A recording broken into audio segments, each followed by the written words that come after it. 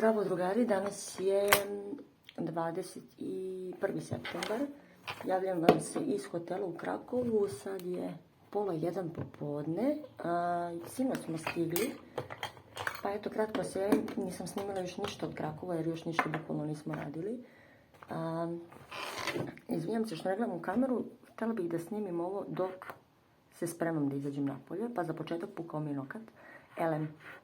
Mi smo juče bio toliko dugačak dan, znači kao da je 5 dana stalo juče. Oko 3 ujutru smo krenuli na aerodrom, mislili smo da će biti gužva, prošli smo brzo i onda smo tako čekali do nekih 5:30 da se ukrcamo na avion.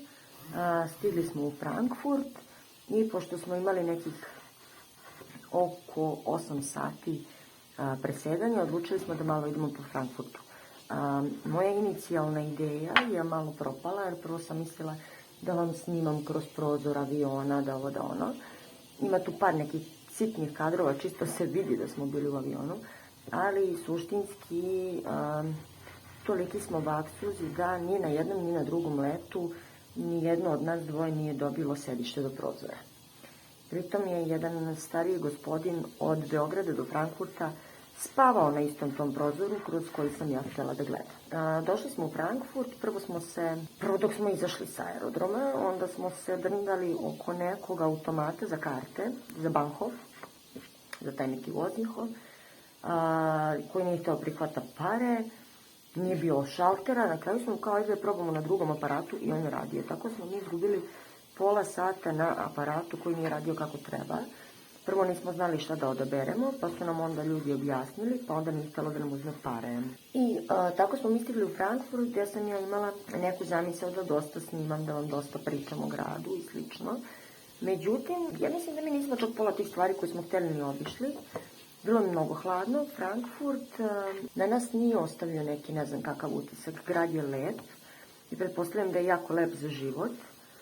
I kao interesantan je taj kontrast starih građevina, mislim koje više nisu toliko baš stare jer su porušene tokom Drugog svjetskog rata pa su rekonstrukcije sada u pitanju, ali svejedno izgledaju staro. I ta neka kombinacija starih zgrada i tih staklenih nebodera koje onda je osjećaju kao da ste u New Yorku bukvalno je interesantna, ali ništa sad to nije bilo nama specijalno. Vidjeli ste, ili ćete vidjeti sad, dok ja pričam, zavisi kako sam umontirala, da smo mi tu obišli neke stvari, ali u suštini nismo se nigde zadržavali. 2 puta smo čak sedali na kafu. Seli smo u jedan jako lep marokanski kafić, mislim, bar deluje marokanski, mislim, meni im ukazuje na to pomalo, a i sam izgled kafića. I u suštini seli smo tamo, popijemo kafu, konobarica je bila prefina. I toliko nas je puta obilazila da je došlo do momenta kad je već bilo malo neprijatno, kao okej, smo sve u redu.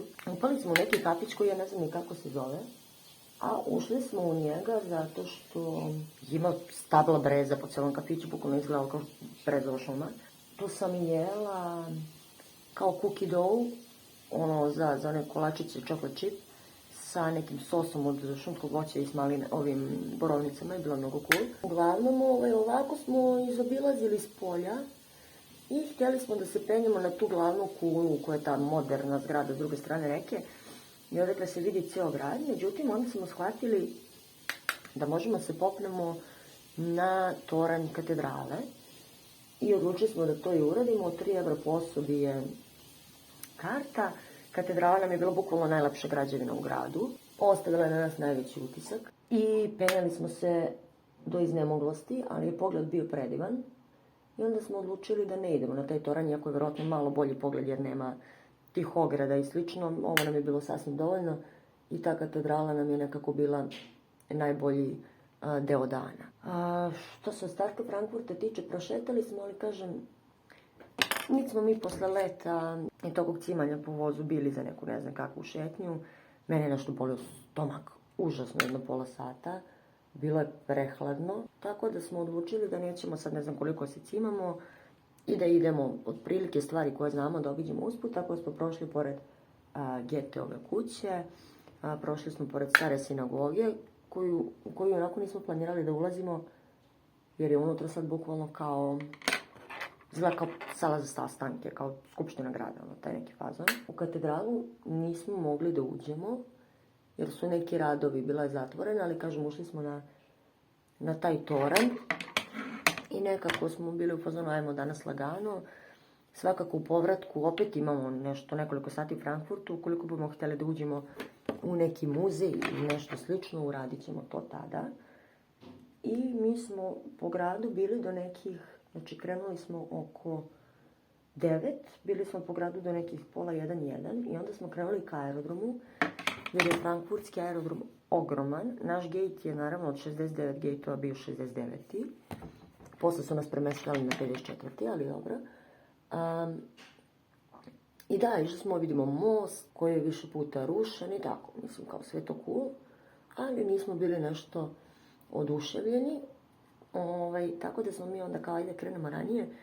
Frankfurtski aerodrom je baš ogroman, ne znamo kolika će biti gužva.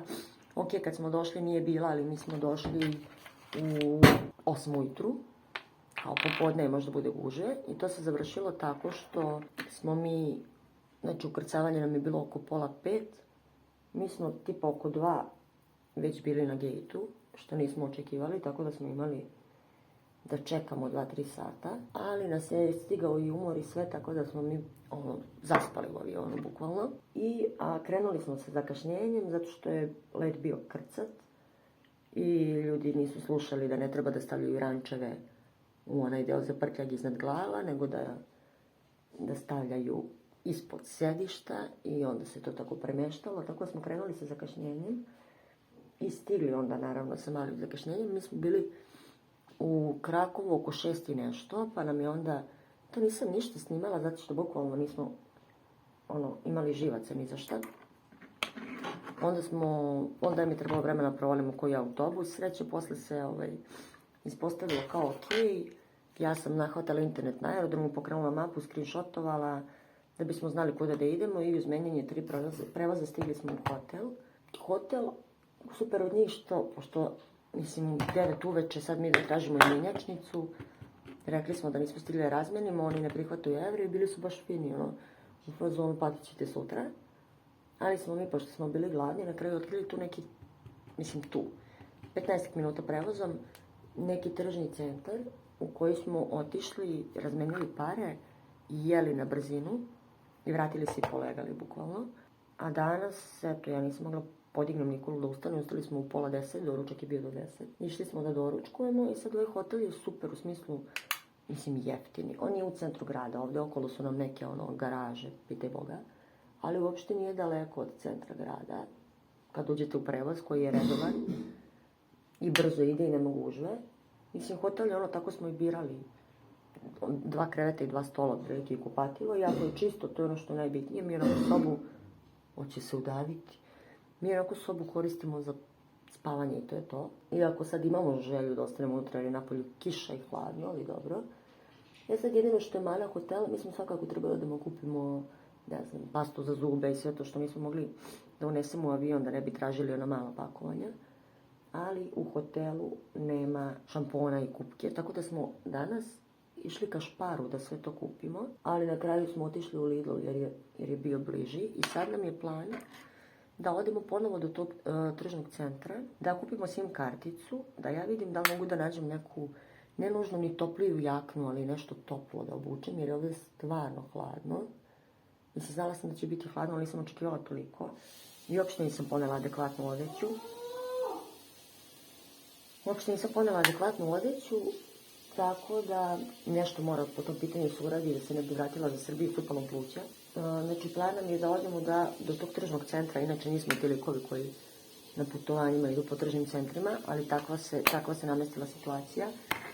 Znači, treba da odemo tamo da kupimo tu SIM karticu, da ne bismo više brinuli o internetu, da kupimo to što treba i tamo ćemo, iako ni to inače ne radimo, ali tamo ćemo da sednemo, da popijemo kafu i da vidimo, ja imam pinovane te neke lokacije gdje mi želimo da odemo. Sve mi se čini da je taj tržni centar u kom smo bili veoma blizu centru grada. Tako da ćemo sada da vidimo da obiđemo što više lokacija, što više stvari na toj lokaciji i čak ako je blizu muzeja, mislim da jeste. Pitaću Nikolu da predveče ili kad već u zavisnosti od toga do kad radi muzej, da odemo, pošto je hladno pa malo eto da radimo nešto pametno, a da budemo ipak unutra.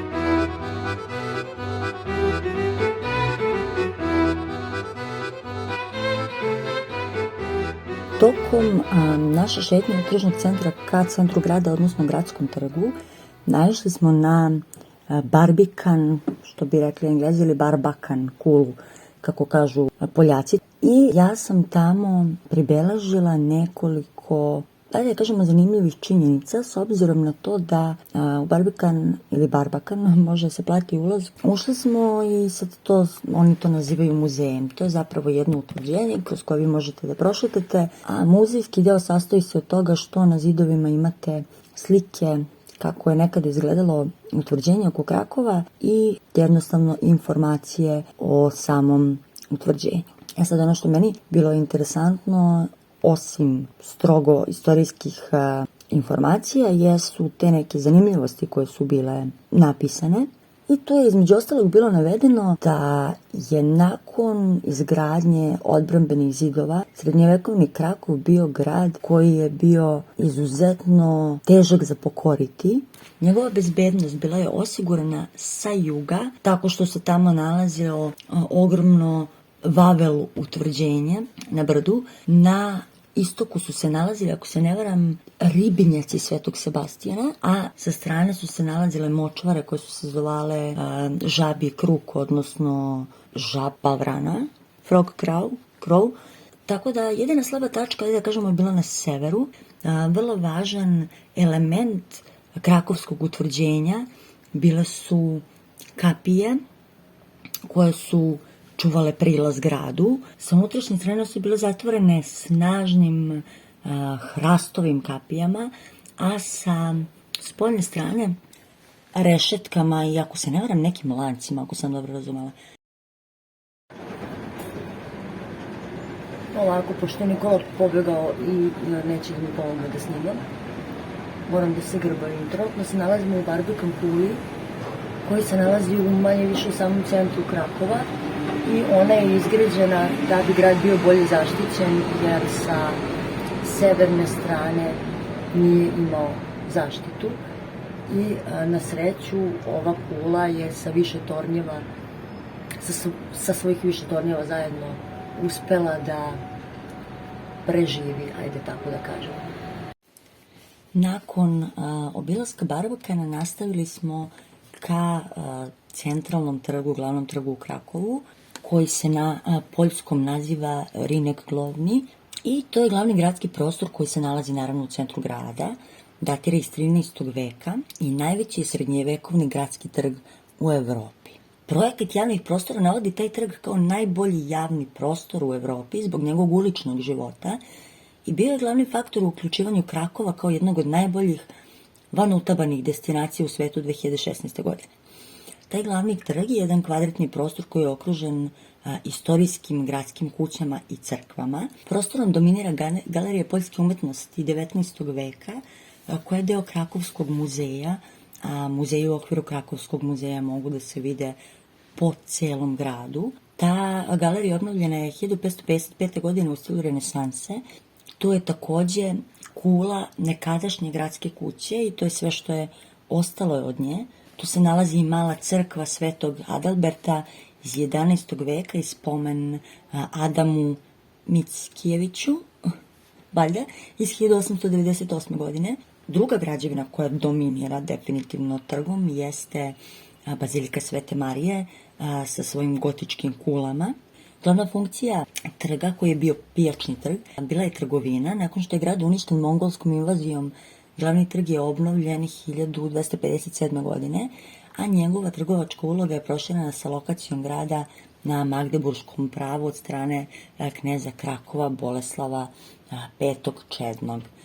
Galerija poljske umetnosti 19. veka ima najveću stalnu postavku slika i skulptura iz poljske umetnosti 19. veka u 4 velike sobe. Veći deo današnje kolekcije su pokloni od strane kolekcionara, umetnika i njihovih porodica. Same sale u kojima se nalaze slike podsjećaju na salone iz 19. veka. Svaki od 4 velike izložbena prostora finisan je istorijskim periodom i tema se uglavnom prilagođava najvećoj centralnoj slici u prostoriji. Prosvetiteljska soba, koja je takođe poznata kao Bačarelijeva soba, sadrži portrete iz kasnog baroka i rokokoa i klasicizma iz 18. veka sa dvora Stanislava Augusta, kao i istorijske slike i bitke poljskih i stranih predromantičara. Pre svega, tu su umetnička dela Marčela Bačarelija, Jozefa Grasija, Džebatiste Lampija, Pera Krafta, Jozefa Pičmana, Aleksandra Orlovskog i tako dalje. Soba Piotra Mihalovskog pod nazivom Romantizam ili doba pobuna obuhvata umetnost Artura Grodgera i sopstvene scene bitaka Mihajlovskog sa njegovom čuvenom Somosjerom. U sobi Henrika Sjemračkog pod nazivom Oko akademije istaknute su monumentalne Neronove baklje, poklon muzeju. Ono što sam htjela da kažem u vezi sa ovim muzejem je da bi verovatno bilo jako interesantno da idete na vođenu turu. Mi tu priliku nismo imali, a nisu bili ni neki detaljni vodiči. Mislim da bi uživanje bilo potpunije da smo znali nešto više o umetnicima, da smo znali nešto više o ljudima koji se nalaze na portretima. Nikola je uzeo neku staru poljsku supu koja zvuči jezivo i dobro u isto vreme i upravo je dobio u hlebu izdubljenom. Ovo je genijalno. A da, jaje i kisela supa i kobasica unutra i zapravo nije loše, ali jezivo mi je što... Evo ga jaje. Ali jezivo mi je što čorba ima ukus kobasice. Ima dosta kobasice. Toliko je da ne može da fokusira. A šta je ti je to?